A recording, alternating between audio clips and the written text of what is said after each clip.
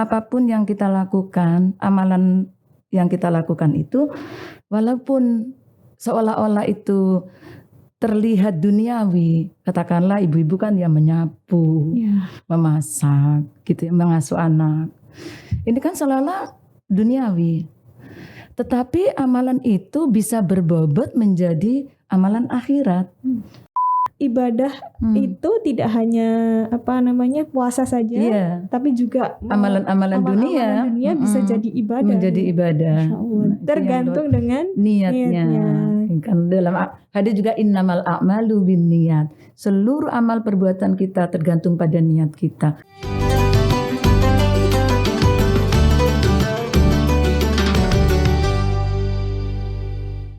Assalamualaikum warahmatullahi wabarakatuh. Apa kabar teman-teman Harian Surya dan Tribun Jatim? Kembali lagi di podcast kita yaitu podcast Ramadan bersama saya Pipit Maulidia dan tamu spesial kita hari ini Ibu Nurhinda. Beliau adalah koordinator bidang dakwah PC Fatayat Sidoarjo. Apa kabar Ibu? Baik. Semoga baik-baik saja. Alhamdulillah sehat ya. Ya, tema kita kali ini adalah tentang meraih pahala di bulan Ramadan, khususnya bagi para muslimah. Luar biasa kita sudah memasuki Ramadan ya Bu. Ya, hari ke-16. Jadi semoga kita terus mendapatkan kesempatan untuk memperbanyak amalan di bulan Ramadan ini. Amin. Nah, terkait ibadah, terkait meraih pahala di bulan Ramadan, ini sebenarnya ibadah apa saja sih yang bisa dilakukan seorang perempuan selain berpuasa? Atau apalagi kalau perempuan ini kan kadang ada halangan yang nggak bisa ya, betul. nggak boleh berpuasa. Apa saja kira-kira amalan yang bisa kita lakukan untuk mendapatkan pahala di bulan Ramadan meskipun tidak berpuasa tadi. Monggo waktu dan tempat silahkan. Assalamualaikum warahmatullahi wabarakatuh. Waalaikumsalam. Alhamdulillah kita bisa bertemu di sini dalam kondisi yang tidak kurang satu apapun ya. Dan mudah-mudahan Allah Ta'ala memberikan limpahan anugerah kepada kita di bulan Ramadan yang suci ini. Juga syafaat Rasulullah Muhammad SAW selalu menyelimuti kita. Alhamdulillah. Pemirsa yang saya hormati, yang diridhai oleh Allah, apa yang ditanyakan oleh Mbak Pipit itu memang pertanyaan yang begitu banyak ya di kalangan para ibu, di mana kita merasa gagap minder begitu ya. Kenapa? Karena laki-laki non-stop begitu, non-stop. Gak ada haid, gak ada menyusui, kemudian gak ada pekerjaan rumah tangga yang begitu banyak begitu ya. Sementara sementara perempuan begitu banyaknya hal-hal yang bisa menyita, seolah-olah seperti itu. Nah ini sebenarnya tidak seperti itu. Apapun yang kita lakukan, amalan yang kita lakukan itu, walaupun seolah-olah itu terlihat duniawi, katakanlah ibu-ibu kan yang menyapu, memasak, gitu ya, mengasuh anak. Ini kan seolah-olah duniawi. Tetapi amalan itu bisa berbobot menjadi amalan akhirat. Tergantung niat di dalam hati kita, kebersihan niat di dalam hati kita. Nah, inilah yang harus kita kupas agar sahabat-sahabat di rumah, para ibu, para teman-teman perempuan, wanita ini tidak berkecil hati di bulan Ramadan ini. Mereka juga bisa mendapatkan yang sama dengan laki-laki. Begitu. Ini Mbak. Ya. Jadi memang sekecil apapun ya yang dilakukan wanita ini tergantung niatnya. Iya, tergantung niatnya ini. Ya, meskipun merawat anak kalau di bulan Ramadan pahalanya juga besar gitu ya. Coba kita lihat dalam sebuah cerita bagaimana Sayyidah Fatimah, putri daripada Rasulullah Muhammad SAW. Beliau ini sampai tangannya kapal, ada kapalnya itu Mbak. Yang mengeras gitu. Mengeras gitu. Dikarenakan setiap hari menggiling jagung, gandum, begitu. Dan beliau pernah sampai menangis kepada Rasulullah. ya Abi, bagaimana saya bisa mengerjakan semuanya ini, begitu. Nah, ini Rasulullah datang dan justru malah memberikan semangat kepada putrinya. Pada saat itu dicontohkan oleh Rasulullah. Gilingan itu dibacakan bismillah saja sama Rasulullah, sudah dengan sendirinya sudah menggiling. Artinya kita bisa sebenarnya untuk mengerjakan hal-hal itu, untuk mungkin pembantu, dengan orang lain dan sebagainya. Tapi justru Rasulullah memberikan keteladanan kepada putrinya ini agar mau mandiri di dalam ibadah. Karena kenapa? Ibadah ini adalah pahalanya untuk kita, bukan kita berikan kepada orang lain untuk mengasuh anak. Nah, seperti itu. Untuk mengerjakan tugas-tugas sebagai ibu rumah tangga. Bukankah ini bernilai ibadah sebenarnya? Seperti itu. Nah, inilah yang harus kita, nggak harus kita itu pergi ke masjid, bukan seperti itu saja maksudnya amalan-amalan. Di dalam hadis disebutkan di dalam kam min amalan di sini yatasawwar bi surati amalid dunya, seolah-olah gambarnya ini amalan dunia ya, seperti yang saya katakan tadi, nyapu, memasak dan sebagainya.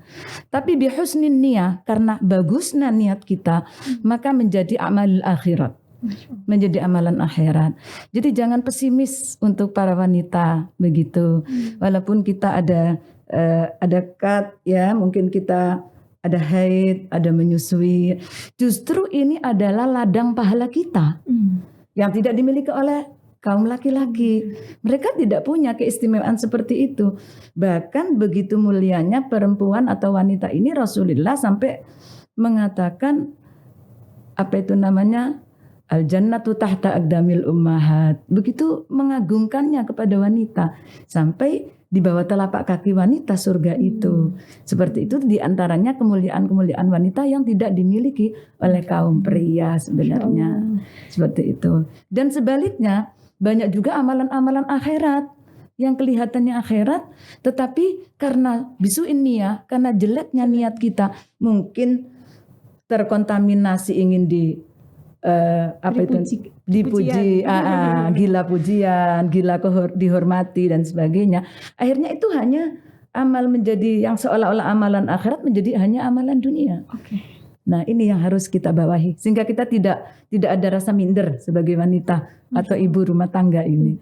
Banyak awam ya, maksudnya termasuk saya baru mendapatkan ini, jadi saya sebagai ibu ya juga merasa semangat.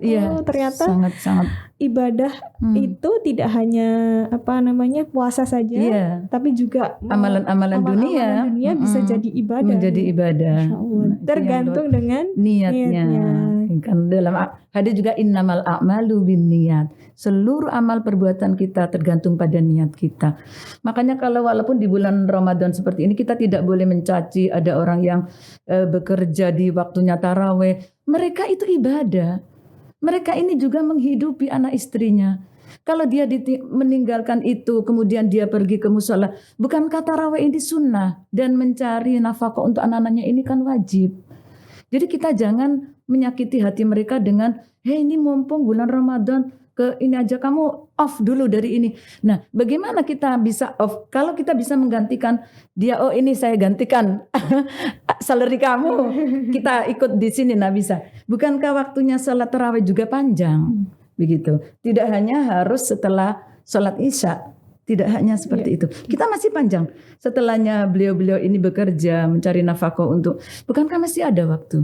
Sampai di malam harinya itu, sampai menjelang fajar itu kita bisa masih melakukan sholat tarawih itu. Nah, jadi kita jangan berkecil hati untuk beribadah. Dan jenengan pun ini bernilai ibadah. Karena syiar untuk agama ya, secara religi jenengan membuat sebuah konten seperti ini, dan yang mendengarkan juga akan mengetahui apa yang akan kita bahas. Kemudian dia menjadi mengerti tentang agama. Ini jenengan juga ibadah. Masya Allah. Ya, jangan berkecil hati. Tidak boleh berkecil hati. Tidak boleh berkecil hati untuk beribadah. Begitu. Masya Allah. Nah, kalau ibu-ibu rumah tangga ini kan, ya itu mungkin pesimisnya di sana. Okay. Terus kalau misalnya bagaimana dengan amalan ibadah, misalnya sedekah gitu di bulan Ramadan gitu. Misalnya untuk ibu-ibu nih. Iya. Tapi kalau sedekah orang yang nggak punya duit itu kan biasanya sholat Iya. gitu ya. Jadi bisa ya dilakukan mungkin di sela-sela waktu. Kalau misalnya ibu-ibu di waktu siang hari sholat duha, boleh dikasih anjuran berapa rakaat kira-kira? Begini, Rasulullah selalu memberikan patokan-patokan pada saat ibadah. Seperti halnya dicontohkan pada saat seorang imam itu menjadi imam di pasar misalnya, masjid di pasar. Jangan mengambil surat yang panjang. Jadi sehingga mereka tidak meninggalkan pekerjaannya begitu lama. Sama seperti itu maksud saya. Jadi ada patokan-patokan. Ibu-ibu kan tidak mungkin memasak ditinggal 12 rakaat begitu. Nah, sehingga 4 rakaat sudah cukup. 2 rakaat salam, kemudian 2 rakaat salam. Nah, begitu agungnya karena doa di dalam duha ini. Di dalam doa duha itu kita meminta kejembaran keluasan rizki, yang ada di langit diturunkan, yang ada di dalam bumi dikeluarkan, yang sulit dipermudah dan sebagainya.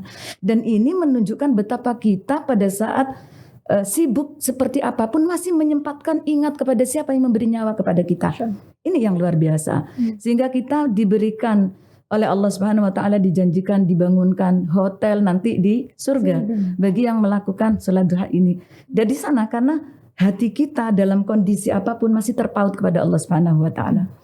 Ini penghargaan Allah kepada kita. Jadi waktu yang salat duha ini misalnya ibadah untuk ibu-ibu yang sibuk ya. Iya, nggak tapi perlu yang masih menyempatkan begitu. Dia masih menyempatkan diri untuk itu. Ini yang dihargai sekali. Nggak perlu yang 12 rakaat. Nggak perlu yang 12 rakaat. 4 rakaat cukup. Iya, 2 rakaat salam, kemudian 2 rakaat salam. Masya Allah.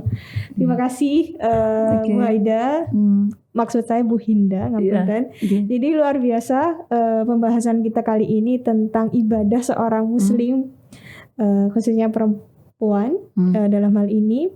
Jadi sayang sekali waktu kita juga singkat.